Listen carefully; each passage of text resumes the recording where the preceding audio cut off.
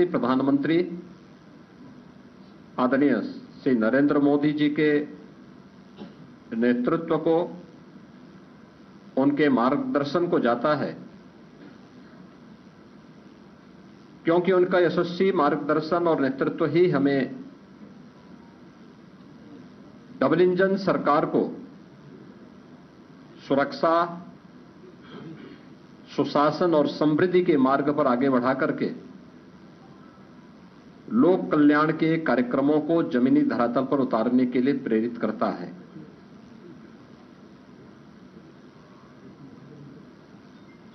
ये प्रधानमंत्री मोदी जी के यशस्वी नेतृत्व पर जनता जनार्दन के विश्वास की मोहर है। जनता जनार्दन को अटूट विश्वास है कि मोदी जी के नेतृत्व में उनकी नीतियां, उनके निर्णय देश और समाज के अनुकूल हैं और उस अनुकूलता पर जनता जनार्दन की मोहर है। इस संपूर्ण विजय के लिए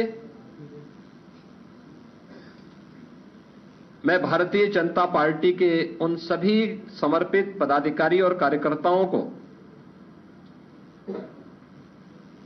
जिन्होंने प्राण प्रण से जुड़ करके डबल इंजन सरकार के कार्यक्रमों को और उपलब्धियों को आम जन तक पहुंचाने का कार्य किया है, उन सबका मैं इस अवसर पर हृदय से अभिनंदन करता हूं और सभी विजयी प्रत्याशियों को मैं अपनी ओर से हृदय से बधाई भी देता हूं। हम सब जानते हैं कि पूरे देश के अंदर विरासत और विकास का एक बेहतर समन्वय प्रधानमंत्री मोदी जी के नेतृत्व में प्रारंभ हुआ है। सुरक्षा का, सुशासन का एक बेहतरीन समन्वय और देश की आर्थिक समृद्धि को हम सब अपनी आंखों से देख पा रहे हैं। यह जो कभी सपना हुआ करता था, आज ये हकीकत में हम सबको नजर आ रहा है और इसीलिए आज उत्तर प्रदेश की विजय जो 7 विधानसभा सीटों पर उपचुनाव में भारतीय जनता पार्टी गठबंधन को प्राप्त हुई है, यह उत्तर प्रदेश की ओर से प्रधानमंत्री मोदी जी के अभियान को, ये 7 कमल भी उस पूरे अभियान के प्रति समर्पित हैं। इसमें मीरापुर, गाजियाबाद, कुंदरकी, खैर, कटहरी, मझवा और फूलपुर की जनता जनार्दन ने यह जनादेश भारतीय जनता पार्टी के पक्ष में दिया है। हम सब उनका आभार व्यक्त करते हैं। ये चीजें दिखाती हैं कि प्रधानमंत्री मोदी जी के संकल्पों को जनता जनार्दन का पूरा आशीर्वाद प्राप्त है और यह भी जनता जनार्दन ने स्पष्ट कर दिया है कि समाजवादी पार्टी और इंडी गठबंधन का लूट और झूठ की जो पॉलिटिक्स है, अब इसके अंत की उद्घोषणा भी यह चुनाव है। स्वाभाविक रूप से हमारे पदाधिकारी और कार्यकर्ताओं ने कड़ी मेहनत की, पूरी मजबूती के साथ, पूरी प्रतिबद्धता के साथ इस परिणाम को लाने के लिए पूरी प्रतिबद्धता से लग करके इस अभियान को एक नई ऊंचाई तक पहुंचाया। मैं उन सभी को भी हृदय से इस जीत पर बधाई देता हूं। जनता जनार्दन का मैं पूरी विनम्रता के साथ अभिवादन भी करता हूं। मित्रों, उत्तर प्रदेश के अंदर ये परिणाम हमारे पक्ष में है और यही महाराष्ट्र के अंदर भी हम सबको देखने को मिला है। एक प्रचंड और अभूतपूर्व ऐतिहासिक विजय भारतीय जनता पार्टी महायुति गठबंधन को महाराष्ट्र के अंदर प्राप्त हुआ है। यह जो जनादेश महाराष्ट्र के अंदर प्राप्त हुआ है, यह राम और राष्ट्र के आराधक आदरणीय प्रधानमंत्री जी के यशस्वी नेतृत्व को नए भारत के नए महाराष्ट्र के विश्वास की मोहर है। छत्रपति शिवाजी महाराज के आदर्शों की विजय है और बाबा साहब भीमराव अंबेडकर का अपमान करने वालों की यह एक पराजय भी है।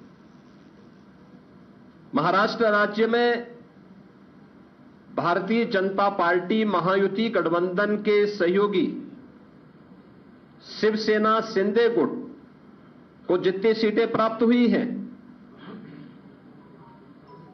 महाविकास आघाड़ी यानी इंडी गठबंधन जो देश के अंदर है, उसको कुल मिलाकर के भी उतनी सीटें नहीं प्राप्त हो पाई है। आज एक बार फिर से स्पष्ट हो गया है कि देश की जनता को मोदी जी की नीति, उनकी नीयत, उनके नेतृत्व और उनके निर्णयों पर अटूट विश्वास है। इस देश ने मोदी जी को अपना नेता माना है और उनके मार्गदर्शन में पूरा देश एकजुट होकर के उनके साथ खड़ा है। यह आज का चुनाव, चाहे वह महाराष्ट्र का चुनाव हो, उत्तर प्रदेश का उपचुनाव हो या देश भर में हुए उपचुनावों के परिणाम इस ओर हम सबका ध्यान आकर्षित करते हैं। या गांव, गरीब, किसान, नौजवान, महिला, वृद्ध, शोषित, पीड़ित और वंचित की आशा और आकांक्षा पर जनता जनार्दन की विजय का एक प्रतीक है। तुष्टीकरण और सांप्रदायिकता के शॉर्टकट से मार्ग से सरकार बनाने का सपना देख रहे इंडी गठबंधन और महाविकास आघाड़ी की एक पराजय भी है। लाखों कार्यकर्ताओं के संकल्प की सिद्धि हुई है। उनका परिश्रम आज सार्थक हुआ है। बीजेपी, एनडीए के और महायुति गठबंधन के सभी कार्यकर्ताओं का मैं इस अवसर पर हार्दिक हृदय से अभिनंदन करता हूं। विजयी प्रत्याशियों को अपनी बधाई देता हूं। खासतौर पर मुझे उत्तर प्रदेश के उपचुनाव के बारे में मतदान के दिन से ही समाजवादी पार्टी जिस तरीके से नलगल प्रलाप कर रही थी, जनता जनार्दन ने उसको कैसे जवाब दिया है। जो 9 विधानसभा सीटों पर उपचुनाव हुए हैं, उनमें कुंदर की भारतीय जनता पार्टी इस सीट को 1.25 लाख से अधिक वोटों से जीत रही है। और मुझे बताते हुए प्रसन्नता है कि समाजवादी पार्टी के प्रत्याशी की यहां जमानत जब्त होने वाली है। गाजियाबाद सीट भारतीय जनता पार्टी का प्रत्याशी लगभग 70,000 वोटों से जीत रहे हैं। फूलपुर में भारतीय जनता पार्टी का प्रत्याशी 11,000 से अधिक वोटों से विजयी हुए हैं। खैर में भारतीय जनता पार्टी का प्रत्याशी 38,393 वोटों से विजयी घोषित हुए हैं। कटहरी में भारतीय जनता पार्टी के श्री धर्मराज निषाद 33,700 से अधिक वोटों से विजयी हुए हैं। मीरापुर में भारतीय जनता पार्टी के सहयोगी दल राष्ट्रीय लोक दल की प्रत्याशी श्रीमती मिथिलेश पाल 30,426 वोटों से विजयी घोषित हुई हैं। और मझवा में भारतीय जनता पार्टी की प्रत्याशी 4,863 वोटों से विजयी घोषित हुई है। ये कुल जो भारतीय जनता पार्टी और सहयोगी दलों के प्रत्याशी विजयी हुए हैं, ये उनके आंकड़े आपके सामने में दे रहा था। और समाजवादी पार्टी का प्रदर्शन का आकलन आप कर सकते हैं। समाजवादी पार्टी तो कहती थी कि सीसामऊ और कुंदरकी का चुनाव कैंसिल होना चाहिए। सीसामऊ में समाजवादी पार्टी विजयी हुई, लेकिन समाजवादी पार्टी की प्रत्याशी वहां पर मात्र 8,600 वोट से जीती है। आप अनुमान करिए, लोकसभा चुनाव में समाजवादी पार्टी ने 2022 में इस सीट पर समाजवादी पार्टी 2022 में जो हार का अंतर था यह 12,200 से अधिक वोट से था, और यह इस बार केवल 8,000 वोटों तक सीमित रह गई। करहल 2022 में समाजवादी पार्टी का प्रत्याशी वहां 67,500 से अधिक वोटों से विजयी हुए थे, और इस बार यह अंतर मात्र 14,000 का रह गया है। यानी जो केशव जी ने कहा है कि अगली बार वहां भी कमल खिलेगा, ये इस ओर हम सबको बहुत स्पष्ट कर देता है। और मुझे बताते हुए प्रसन्नता है कि जो ये पूरा चुनाव हुआ है, भारतीय जनता पार्टी गठबंधन ने इस पूरे चुनाव में 52% से अधिक वोट प्राप्त किए हैं। यानी 50+ वोट पर बीजेपी प्रदेश में इस पूरे उपचुनाव को प्रदेश भर में जीती है। ऐसे ही महायुति गठबंधन ने महाराष्ट्र के अंदर भारतीय जनता पार्टी 288 में से भारतीय जनता पार्टी 131-32 सीटों पर भारतीय जनता पार्टी आगे लीड कर रही है। शिवसेना शिंदे गुट 55 सीटों पर और एनसीपी अजीत पवार गुट 40 सीटों पर, यानी कुल 226 सीटों पर अकेले भारतीय जनता पार्टी महायुति गठबंधन विजयी हो रहा है। याद करिए, शिवसेना शिंदे गुट के पास 55 सीटें आ रही हैं, और महाअगाड़ी गठबंधन जो इंडी गठबंधन है अखिल भारतीय स्तर पर, यह मात्र 49 सीट जीत रही, 49 सीट से मात्र पर सीमित होकर के रह गई है। यानी देश की जनता नकारात्मक राजनीति को, बांटने वाली राजनीति को पूरी तरह खारिज कर चुकी है। और इसीलिए हम कह रहे हैं कि बटेंगे तो कटेंगे, एक रहेंगे तो सेफ रहेंगे। तो एक रहेंगे सेफ रहेंगे पर देश की जनता जनार्दन ने राष्ट्रीय एकता और अखंडता को मजबूती प्रदान करने के लिए, सुरक्षा और समृद्धि के लिए अपना जनादेश दिया है। मैं आप सबका एक बार फिर से अभिनंदन करता हूं। भारतीय जनता पार्टी के उन लाखों कार्यकर्ताओं का हृदय से उन्हें बधाई देता हूं, और विजयी प्रत्याशियों को भी अपनी बधाई देता हूं। बहुत बहुत धन्यवाद जी। बहुत बहुत धन्यवाद। मैं आज इस ऐतिहासिक जीत के अवसर पर तो ये तस्वीरें, बिल्कुल ऋतु प्लीज। महाराष्ट्र की प्रचंड जीत और 9 विधानसभा सीटों के उपचुनाव की जीत के बाद देश के सबसे बड़े सूबे उत्तर प्रदेश के मुख्यमंत्री योगी आदित्यनाथ ने अपनी बात को खत्म करते हुए जिस नारे के साथ इस चुनाव को लड़ा गया, उस नारे को एक तरह से भारतीय जनता पार्टी अपनी टैगलाइन की तरह से बना रही है। और योगी आदित्यनाथ ने अपनी प्रेस कॉन्फ्रेंस का अंत करते हुए कहा, बटोगे तो कटोगे, एक रहोगे तो सेफ रहोगे, यही सत्य है। और उन्होंने बहुत साफ ये कहा, विचारधारा की लड़ाई थी जिस पर महाराष्ट्र की जनता और उत्तर प्रदेश की जनता ने वोट किया है। बिल्कुल, ये इस वक्त की बड़ी खबर थी, क्योंकि हम इससे पहले देख रहे थे मुंबई से तस्वीरें जहां से महायुति की संयुक्त प्रेस कॉन्फ्रेंस थी। वहां से भी सीधा संदेश निकला है कि साहब एक साथ मिलके एक साझा तरीके से आगे बढ़े तो निश्चित तौर से ये लैंडस्लाइड विक्ट्री मिली है। तो वहीं उत्तर प्रदेश के लखनऊ से भी ये तस्वीर आई, क्योंकि 9 सीटों पर, विधानसभा की 9 सीटों पर उपचुनाव था, 7 पर बीजेपी और उसके सहयोगी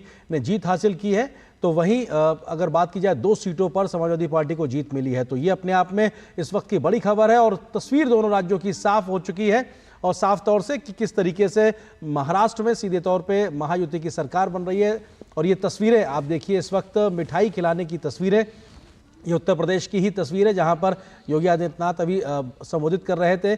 केशव प्रसाद मौर्य, ब्रजेश पाठक, भूपेंद्र चौधरी, ये तमाम वो बड़े चेहरे जो उत्तर प्रदेश की सियासत में सबसे ज़्यादा बड़े नाम हैं, वो सब अब इस पूरे संबोधन के बाद में मिठाई बट रही थी। हालांकि ऋतु, हम लोगों ने सुबह जलेबी की तस्वीरें देखी थी दिल्ली में, लेकिन यहाँ पे अभी देखना होगा कि कौन सी मिठाई है। संभवतः लड्डू है यहाँ पे, क्योंकि लड्डू और जलेबी की सियासत भी बड़ा सुबह से चल रही है इस वक्त। हालांकि महाराष्ट्र से लेकर उत्तर प्रदेश तक में मिठाई खिलाई जा रही है, गठबंधन साथियों को मिठाई खिलाई जा रही है और ये एक बड़ी जीत है। बड़ी जीत सिर्फ महज चुनाव में जीत के लिए नहीं है, कई ऐसे बड़े संदेश हैं जो ये जीत लेके आई है, जिसमें ये संदेश देती है कि विचारधारा को लेकर साथ ही साथ एक फेक नैरेटिव को नकारता हुआ ये जनादेश है।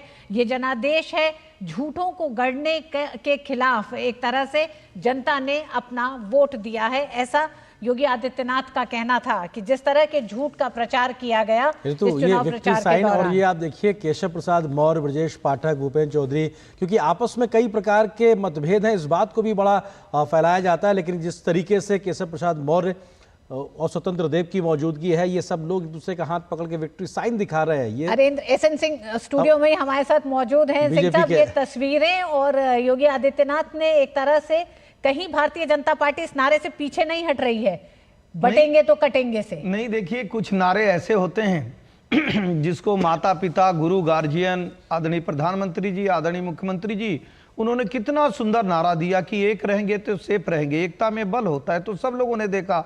और आज ये स्पष्ट हो गया कि जो विरोधी पार्टियां थी वो बांटने की बात करती थी, जातियों में बांट दीजिए, धर्म में बांट दीजिए, क्षेत्र में बांट दीजिए, वर्ण में बांट दीजिए। समाजवादी पार्टी का दो बयान आप देखेंगे, आदरणीय अखिलेश यादव जी का बयान और उनके एक पूर्व विधायक का बयान। वो कहते हैं कि हमारी संख्या बहुत ज्यादा हो गई है, हमारी संख्या इतनी हो गई है कि हम 27 में पता नहीं संख्या बल पर किसको हटा देंगे और मिटा देंगे। जब ऐसी बात करते हैं तो जनता जो एक रहेंगे तो सेफ रहेंगे, प्रधानमंत्री जी का नारा था, और जो मुख्यमंत्री जी कहते थे एकता में बल होता है, न बटेंगे न कटेंगे न घटेंगे।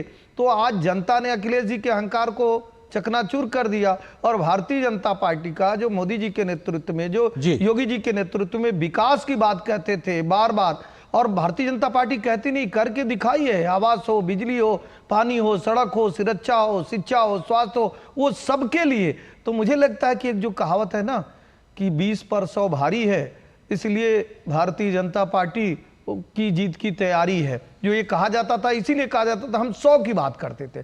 कभी नहीं देखे होंगे जो केंद्र की योजना हो, प्रदेश की योजना हो जिसमें भेदभाव। लेकिन आप देखे होंगे अखिलेश जी का बयान आता है कि हमारे वोटरों को, मतलब हमारे वोटर मतलब क्या, 20%। तो कभी भी अगर आप 20-80 की लड़ाई करेंगे तो गणित का कोई भी विद्यार्थी बता देगा कि वो तो 80 तो भारी पड़ता है। और आदरणीय प्रधानमंत्री जी वो सबकी बात करते हैं जी, और वो 20 की बात करते हैं। तीसरा आप देखेंगे कि जो नैरेटिव गढ़ा गया खटाखट फटाफट वाला जो आम चुनाव था और पीडीए की बात की जाती थी, वो अपने आप धराशायी हो गया। कैसे? तो जब अयोध्या में एक पीडीए की बालिका है, उसी समुदाय से आती है, पीड़िता भी है, उसके साथ अखिलेश जी नहीं खड़े होते हैं, अपराधी के साथ खड़े हो जाते हैं, कन्नौज में भी खड़े हो जाते हैं और वही काम बहराइच में भी करते हैं। जब आप इस तरह के कार्य करते हैं तो लोगों को लगता है अरे भैया ये कौन सी पीडीए की बात करते हैं। फिर आपने संविधान की बात कही, ठीक है, तो संविधान में कहां ऐसा लिखा है कि जो इनके जो सहयोगी थे खड़गे साहब, जो एक पार्टी के राष्ट्रीय अध्यक्ष हैं, राष्ट्रीय अध्यक्ष का ऐसा बयान संविधान में कहां ऐसा लिखा है कि नहीं केवल देश में एक पार्टी होनी चाहिए कांग्रेस, बाकी को उनके राष्ट्रीय अध्यक्ष जी कहते हैं कि उसको तो मार देना चाहिए, काट देना चाहिए, समाप्त कर देना चाहिए। ठीक तो है, जब ऐसे सिंह जी, आपका कहना है संविधान के साथ छेड़छाड़ का जो नारा लगातार जो बात कर रही थी कांग्रेस, उसको जनता ने नकार दिया है। संदीप त्रिपाठी हमारे साथ मौजूद हैं। संदीप, 6 महीने पहले लोकसभा का चुनाव हुआ, संविधान की लाल प्रति दिखा के लहरा लहरा के ये कहा गया कि इसमें बड़े बदलाव किए जाएंगे। महाराष्ट्र और उत्तर प्रदेश राज्य वही है, लेकिन अब जनादेश बदल गया है। 6 महीने में जनता का विश्वास उठा है, या वो क्या बदलाव है जिसे आप देख रहे हैं कि जनता ने इस बार आपको वोट नहीं देना चाहा, आपको नहीं चुना, आपकी बातों को नकार दिया? जो भी जीते हैं पक्ष विपक्ष सभी को मैं हार्दिक शुभकामनाएं देते हुए अपनी बात रखूंगा। अब हमारे एसएन सिंह जी ने बताया कि कटेंगे, पिटेंगे, मरेंगे, घटेंगे वाला नारा महाराष्ट्र में चल गया, यूपी में चल गया, और झारखंड में भाई आप झंडू बाम काहे के हो गए? नारा तो आपने वहां भी दिया था ये वाला, वहां क्या होगा? आप ये भूल जाते हो। अभी आपके सहयोगी प्रेस कॉन्फ्रेंस अभी हुई, पूर्व मुख्यमंत्री, पूर्व नहीं निर्वर्तमान मुख्यमंत्री ने प्रेस कॉन्फ्रेंस की।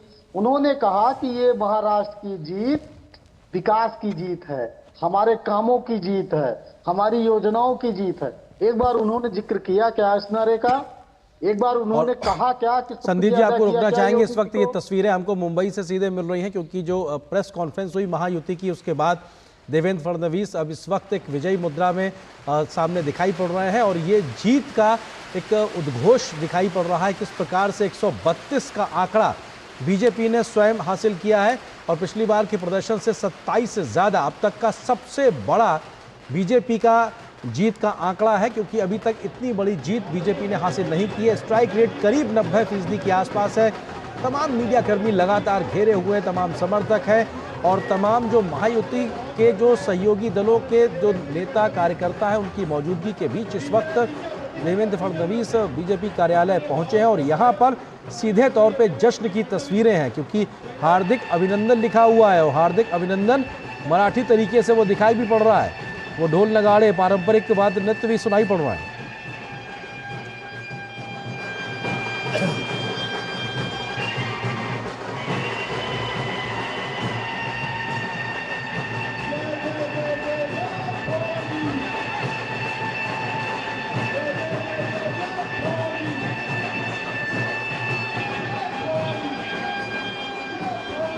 कार्यकर्ताओं में उत्साह साफ तौर से दिखाई पड़ रहा है और ये हार्दिक अभिनंदन विजयी उम्मीदवारांचे, मतलब सभी विजयी उम्मीदवारों को बधाई, उनका अभिनंदन। और ये जीत की मुट्ठी भांज के जिस प्रकार से एक विजयी मुद्रा का उद्घोष देवेंद्र फडणवीस ने किया वो दिखाता है कि साहब जो आपको जीत ही नहीं बल्कि एक बड़ी जीत हासिल हुई है और ये अपने आप में बेहद महत्वपूर्ण कि बीते 5 वर्षों में महाराष्ट्र की राजनीति में बहुत बड़े बड़े बदलाव देखने को मिले। उसके बाद में एक स्थायी तरीके से आगे बढ़ने को लेकर एक मैंडेट दिखाई पड़ा है इस 2-2.5 साल की सरकार को लेकर। हमारे सहयोगी शिशिर शेलार इस वक्त हमारे साथ मौजूद है और ये बीजेपी का मुख्यालय मुंबई में जहां पर इस वक्त हमारे सहयोगी मौजूद है। शिशिर, अभी यहाँ पे क्या कार्यक्रम होने वाला है? क्या एक बार फिर से मीडिया से मुखातिब होंगे बीजेपी के तमाम नेता और किस प्रकार से अब यहाँ से बैठक और मंथनों का दौर आगे बढ़ेगा? शिशिर, देखिए, बिल्कुल इस वक्त अगर देखा जाए देवेंद्र फडणवीस जो है वो बीजेपी हेडक्वार्टर जो है जो ऑफिस है वहां दफ्तर पहुंच चुके हैं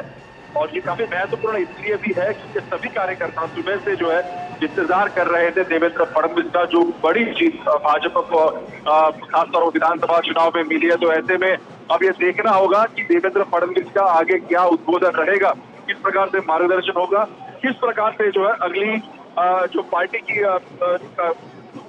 आगे सफर है वो किस प्रकार से बढ़ाया जाएगा, इस पर भी जो है देवेंद्र फडणवीस कार्यकर्ताओं को संबोधित करेंगे और इसीलिए प्रचंड जन समुदाय यहाँ पर जो है लौट चुका है। अब देख पा रहे हैं कि इस वक्त अगर देखा जाए तो हजारों की तादाद में जो पार्टी कार्यकर्ता है वो बीजेपी दफ्तर पहुंच चुके हैं। इससे पहले देवेंद्र फडणवीस जो थे उन्होंने एक संयुक्त प्रेस कॉन्फ्रेंस की थी जिसमें एकनाथ शिंदे और साथ ही साथ अजित पवार भी मौजूद थे। अब पार्टी कार्यकर्ता ये सुनने के लिए बेकरार है कि क्या आगे की रणनीति बीजेपी की रहेगी, क्योंकि बीजेपी एक सबसे बड़ी पार्टी बनकर उभरी है। तो ऐसे में एक सिंगल लार्जेस्ट पार्टी जिसे हम कहते हैं वो बीजेपी बन चुकी है। तो ऐसे में अब बीजेपी की अगली राह क्या होगी, किस प्रकार से जो है जो पावर शेयरिंग के जिसे हम कहते हैं वो किस प्रकार से होगा, क्या रणनीति बीजेपी की होगी, इन सभी पर जो है पार्टी कार्यकर्ताओं को संबोधित जो है अब जो देवेंद्र फडणवीस करेंगे। जाहिर सी बात है उन्होंने पहले ही कह दिया है कि जनता के सामने वो नतमस्तक है, जिस प्रकार ने मैंडेट दिया है। अब बड़ी जिम्मेदारी जो है बीजेपी के सर पर है कि कैसे आगे बढ़ेंगे। इस वक्त अगर देखा जाए तो बीजेपी कार्यालय में वो पहुंच चुके हैं। यहाँ पर जो है पार्टी कार्यकर्ता देवेंद्र फडणवीस को मिठाई खिलाएंगे और जल्लोष यहाँ पर किया जाएगा, जो कि ढोल ताशे नगाड़े यहाँ पे बुलाए गए हैं, आतिशबाजी की जाएगी और एक जश्न मनाया जाएगा। सबसे पहले तो जिस प्रकार से ये प्रचंड जीत मिली है और उसके बाद देवेंद्र फडणवीस जो है वो संबोधित भी करेंगे यहाँ पे जो पार्टी कार्यकर्ता है यहाँ पर। इस वक्त अगर हम देखें तो स्टेज पर महामंत्री भी बीजेपी के मौजूद है, देवेंद्र फडणवीस है, चंद्रशेखर बावनकुले यहाँ पर जो है पहुंच चुके हैं, बीजेपी के प्रदेश अध्यक्ष है और बाकी बीजेपी के जो प्रदेश संगठक है वो भी इस वक्त जो है यहाँ पर पहुंच चुके हैं। तो ऐसे में जो पार्टी केडर है वो भी यहाँ पर आ चुका है, जो पार्टी कार्यकर्ता है वो भी है और नेतागण भी मौजूद है बीजेपी मुख्यालय में। सुबह से हम देख पा रहे हैं कि जब से हालांकि जीत ये तय हो चुकी है। सबसे धीरे धीरे पार्टी कार्यकर्ता यहाँ पे आना शुरू हो चुके थे और वो कहीं ना कहीं लीडर्स का इंतजार कर रहे थे, नेताओं का इंतजार कर रहे थे। अब नेता यहाँ पर पहुंच चुके हैं, तो ऐसे में अब जो उनका संबोधन रहेगा वो काफी महत्वपूर्ण होगा पार्टी कार्यकर्ता के लिए कि अगली दिशा आखिर क्या करने वाले हैं, किस प्रकार से आगे बढ़ेंगे। हालांकि ये जीत जो है महायुति की जीत है, तो ऐसे में उनके साथ शिवसेना भी है और अजित पवार की एनसीपी पार्टी भी है और इसके आगे की राह किस प्रकार से तय करनी है ये भी जो है यहाँ पर तय किया जाएगा। और इसलिए पार्टी कार्यकर्ता भी काफी आतुर है कि किस प्रकार से आगे क्या अनाउंसमेंट जो है वो देवेंद्र फडणवीस करने वाले हैं। जी बिल्कुल, और शिशिर जो बात आप कह रहे हैं अपने आप में बेहद महत्वपूर्ण है। यहाँ पर कार्यकर्ताओं के बीच में एक जोश उत्साह का माहौल, एक बड़ी जीत बीजेपी ने हासिल की अब तक के अपने सबसे बेहतरीन प्रदर्शन में। स्ट्राइक रेट करीब 90 के आसपास, अपना पिछला सबसे बेहतरीन प्रदर्शन 2014 के विधानसभा चुनाव में 122 सीटों का था, उससे करीबन 11 सीटें आगे बढ़ के 133 सीटें इस वक्त बीजेपी के खाते में जाती हुई दिखाई पड़ रही हैं। और ये अपने आप में बताता है कि बीजेपी किस प्रकार से एक बड़े जश्न के तौर पे यहाँ पे दिखाई पड़ रही है। हमारे साथ वरिष्ठ पत्रकार अनंत विजय जी भी बने हुए हैं, उनका हम रुख करते हैं। अनंत जी, इन तस्वीरों के मायने क्या है और जिस प्रकार से जीत की मुट्ठी या विजयी मुद्रा दिखा रहे थे देवेंद्र फडणवीस, उसके तमाम संकेत कैसे आप अपने अनुभव से उस बात को डिकोड करेंगे? अनंत जी देखिए, आज देवेंद्र फडणवीस जी का दिन है। जिस प्रकार से महाराष्ट्र में उनके नेतृत्व में विजय प्राप्त किया भारतीय जनता पार्टी ने, आज वो मुट्ठी और वो भी तनी हुई मुट्ठी दिखा रहे हैं वो। और इसका एक संदेश और भी है, अगर मुट्ठी को हम डिकोड करने का प्रयास करें तो हम सब एक हैं। आज बीजेपी के हर फोरम पर ये एकता का संदेश दिया जा रहा है। मुझे लगता है अभी थोड़ी देर पहले आपने उत्तर प्रदेश में आखिरी बार कब आपने ब्रजेश पाठक और केशव प्रसाद मौर्य और मुख्यमंत्री को देखा बैठे हुए? बहुत दिन हो गए। बहुत दिनों के बाद जब इस उपचुनाव में 7-2 का स्कोर रहा उनका, तो उन लोगों ने मुझे लगता है कि पार्टी नेतृत्व की इस पर का निर्देश होगा, जिसके बाद मुख्यमंत्री, दोनों उप मुख्यमंत्री और प्रदेश अध्यक्ष एक साथ बैठकर, और जिस बोनहोमी के साथ आप देखिए, मुख्यमंत्री जी कह रहे थे कि जैसा केशव जी ने कहा, जैसा केशव जी ने बताया, तो ये बड़ा अच्छा संदेश उन्होंने अपने कोर वोटर्स को दिया है कि एक रहेंगे तो सेफ रहेंगे। ये सिर्फ उसको उस लहजे में भी देखा जाना चाहिए कि पार्टी में भी अगर आप सब एक रहेंगे तो सेफ रहेंगे। उसी प्रकार आप महाराष्ट्र में देखिए कि तमाम कोशिशें हो रही है इको चैम्बर की तरफ से इस बात का नैरेटिव गढ़ने के लिए कि महाराष्ट्र का मुख्यमंत्री कौन होगा। महाराष्ट्र का मुख्यमंत्री एकनाथ शिंदे होगा, वो मराठा है कि देवेंद्र फडणवीस होंगे, वो ब्राह्मण है, तो क्या महाराष्ट्र में अब गैर मराठा की राजनीति फिर से बीजेपी करेगी? ब्ला ब्ला ब्ला, तमाम तरह की चीजें हो रही। लेकिन जब पार्टी की तरफ से लोग आ रहे तो एक साथ संदेश दे रहे हैं। और एकनाथ शिंदे ने भी ये कहा है कि हम सब लोग मिलकर, मतलब तीनों पार्टी के नेतृत्व मिलकर तय करेंगे कि मुख्यमंत्री क्या होगा। इतना तय है कि महायुति का मुख्यमंत्री होगा। तो अभी जो जूतम पैजार की उम्मीद लगाए कुछ लोग बैठे थे, उनको इस तनी हुई मुट्ठी से उनका एक प्रतिकार भी वो कह रहे हैं साइलेंट। मैं तो इतना ही डिकोड कर पा रहा हूं अभी इसको। ठीक है, हमारे साथ में एसएन सिंह जी भी बीजेपी से जुड़े हुए, इसके अलावा संदीप त्रिपाठी जी हमारे साथ जुड़े हुए। संदीप जी, आप लगातार हाथ उठा रहे हैं, आप कुछ कहना चाहते हैं, लेकिन मैं महाराष्ट्र को लेकर आपसे सवाल करना चाहता हूं कि महाराष्ट्र में जो इस वक्त स्थिति है उसमें 17 सीटों के आसपास में आपकी मौजूदगी नजर आ रही है, यानी कांग्रेस के लिहाज से बात की जाए। कमोवेश 16 सीटों पर आप झारखंड में भी नजर आ रहे हैं। दोनों में बहुत बड़ा अंतर है, 81 विधानसभा सीटें, 288 विधानसभा सीटें हैं, और ये दोनों राज्यों में आपका प्रदर्शन कमोवेश एक जैसा दिखाई पड़ रहा है। तो कांग्रेस के लिहाज से क्या कुछ बड़ी गलतियां हुई हैं महाराष्ट्र में जिसको आपको लगता है कि सोचने की जरूरत है? संदीप जी। नहीं, बिल्कुल, हम चुनाव वहां पर हारे हैं, उसमें कोई दो राय नहीं है, और उस हार को हम स्वीकार भी करते हैं। हमने बात की शुरुआत वहीं से की थी कि मैं जो भी जीते हुए प्रत्याशी हैं, पक्ष विपक्ष, सभी को शुभकामनाएं देते हुए ही अपनी बात की है। ये कम से कम कांग्रेस का कल्चर है, लेकिन ये भारतीय जनता पार्टी में नहीं है। वो आज भी आए बाएं दाएं कटेंगे पिटेंगे मरेंगे जिएंगे, आज भी, मतलब कम से कम आप जीते हो, आज तो कम से कम उतना बड़ा दिल दिखा दीजिए। आज भी कटेंगे मरेंगे जिएंगे, मतलब आज भी। और रही बात, अभी बात हो रही थी डेवलपमेंट की और ये और कमिटमेंट पूरा करने की। अरे एसएन सिंह जी उत्तर प्रदेश से आते हैं, बताए ना 2022 में आपने मैनिफेस्टो में बोला था बच्चियों को स्कूटी देंगे, कहाँ गई स्कूटी? अब तो चुनाव जीत गए, अब बता दीजिए और आप बात करते हैं जो है वादे पूरे करने की। कितने वादे गिनाऊं, कहां से 2 करोड़ रोजगार से गिनाना शुरू करूंगा, घंटों लग जाएंगे। हाँ, संदीप जी आपको एक मिनट रोकना चाहूंगा क्योंकि इस जीत को लेकर एस एन सिंह जी एक सेकंड, संदीप जी आपको भी एक मिनट रोकना चाहूंगा क्योंकि लगातार प्रतिक्रियाएं सामने आ रही हैं और प्रधानमंत्री नरेंद्र मोदी ने भी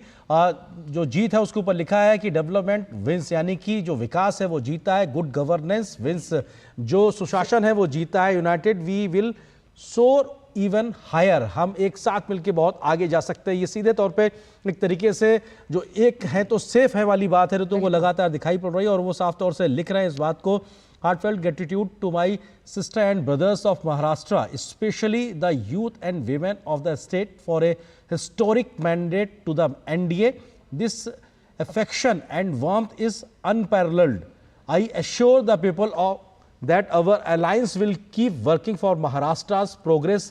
जय महाराष्ट्र। तो ये अपने आप में दिखाता है कि विकास जीता है, सुशासन जीता है और लास्ट में जय महाराष्ट्र और विश्वास दिला रहे हैं। एक हैं तो सेफ हैं जी, यानी कि योगी आदित्यनाथ की बात को और आगे ही ले जाते हुए प्रधानमंत्री नरेंद्र मोदी ने अपने ट्वीट में जहां गुड गवर्नेंस यानी सुशासन, एक है तो सेफ हैं, उसको जीत का एक तरह से मंत्र के तौर पर कहा है, उसी तरह से प्रधानमंत्री नरेंद्र मोदी ने महाराष्ट्र की जनता का शुक्रिया अदा भी, धन्यवाद भी किया इस बड़ी जीत के लिए, एनडीए को इस बड़ी जीत को देने के लिए। और उन्होंने जय महाराष्ट्र करके अपने ट्वीट का अंत किया है और कहा है कि ये गठबंधन आगे भी महाराष्ट्र के लोगों की सेवा करता रहेगा। और इस वक्त देवेंद्र फडणवीस बीजेपी पार्टी कार्यालय में मुंबई में बोल रहे हैं, ये सीधे रुख करते हैं।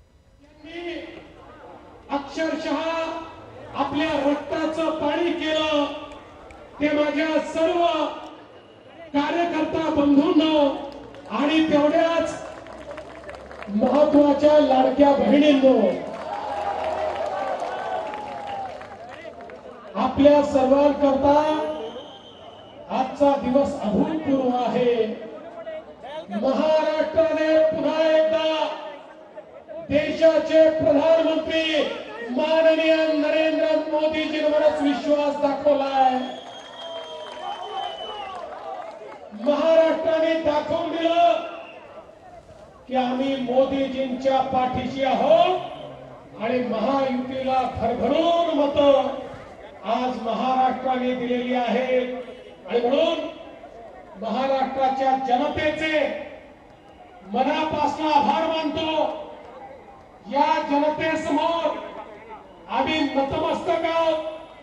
या जनतेला आम्ही साष्टांग दंडवत या ठिकाणी घालतो, ज्या जनतेने हा विजय आम्हाला दिलाय। खऱ्या अर्थानं आमच्या माननीय मोदीजींच्या नेतृत्वात आम्ही महाराष्ट्रामध्ये ही लढाई सुरू केली। ज्यावेळी लोकसभेच्या निवडणुकीमध्ये फेक नरेटिव्ह या महाराष्ट्रात प्रभावी ठरला आणि आम्ही आवश्यक त्या जागा निवडून आणू शकलो नाही। आमच्या मनामध्ये दुःख होतं की देश मोदीजींसोबत चाललाय, पण आम्ही चुकलो। महाराष्ट्र आम्ही नेऊ शकलो नाही, फेक नरेटिव्हचं उत्तर आम्ही देऊ शकलो नाही आणि म्हणून निर्धार केला भारतीय जनता पार्टीच्या कार्यकर्त्यांनी, पदाधिकाऱ्यांनी, महायुतीच्या घटकांनी की आता थांबायचं नाही, फेक नरेटिव्हला थेट नरेटिव्हने उत्तर द्यायचं आणि ते उत्तर आपण देऊन दाखवलं।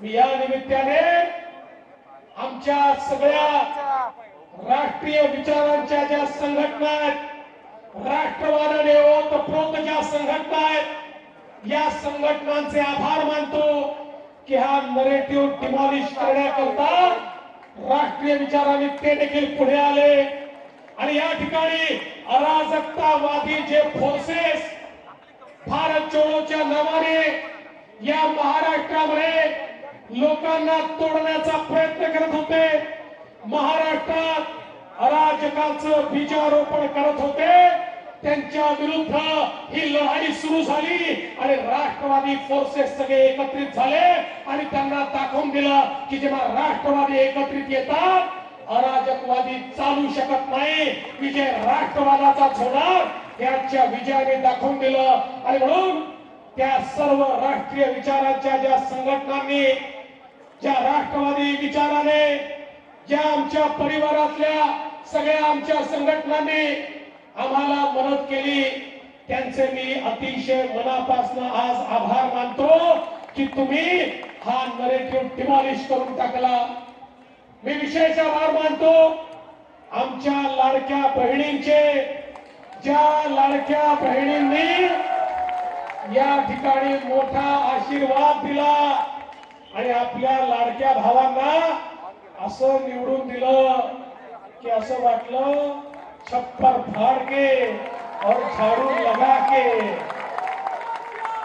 अशा प्रकारचा विजय बहिणींनी दिला. आणि त्याच वेळी महाराष्ट्रातला शेतकरी, या माझ्या शेतकऱ्याने खऱ्या अर्थानं आम्हाला जो आशीर्वाद दिला, जो पुरा फेक नरेटिव्ह त्या ठिकाणी तयार करण्याचा प्रयत्न चालला होता, आमच्या शेतकऱ्यांनी तो फेक नरेटिव्ह धुडकावून लावला आणि या ठिकाणी खऱ्या अर्थानं आम्हाला विजय दिला.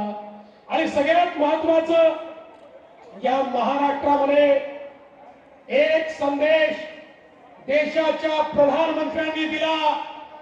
एक है तो, एक है तो, एक है तो. समाजातल्या सगळ्या लोकांनी हा जो संदेश आहे तो समजून घेतला. जाती जातीमध्ये, समाजामध्ये, विभागामध्ये जर आपण या ठिकाणी वाटले गेलो तर काही लोक आपल्यावर राज्य करतायत. त्यामुळे या ठिकाणी आपल्याला एकत्रित व्हावंच लागेल. हा संदेश मोदीजींनी जनाजनापर्यंत पोहोचवला आणि मोदीजींचा संदेश घेऊन सगळ्या समाजाचे लोक एकत्रित आले आणि सगळ्यांनी मिळून निर्णय घेतला, एक है तो सेफ है. आणि हे सगळे ज्यावेळेस मतपेटीकडे गेले त्यांचं त्या ठिकाणी वोट हे महायुतीकडेच गेलं. कारण त्यांना माहिती होतं महायुती है तो सेफ है, एक है तो सेफ है. मोदीजींच्या संदेशाचा कमाल हा महाराष्ट्रामध्ये आपल्याला पाहायला मिळाला. एवढंच नाही तर या ठिकाणी ज्या प्रकारचं तुष्टीकरण करण्याचा प्रयत्न चालला होता, कधी वोट जिहादचे नारे दिले जायचे, कधी त्या ठिकाणी वेगळ्या पद्धतीनं एका विशिष्ट समाजाला एकत्रित करून त्याच्या माध्यमातून आम्ही निवडणुका जिंकू अशा प्रकारची वल्गना केली जायची. त्याच्या विरोधात मी आभार मानतो. हा महाराष्ट्र संतांचा महाराष्ट्र आहे. या महाराष्ट्रामध्ये एक मोठी परंपरा आहे, वारकरी पंथाची, महानुभाव पंथाची, वेगवेगळ्या पंथांच्या वेगवेगळ्या परंपरा या ठिकाणी आहेत.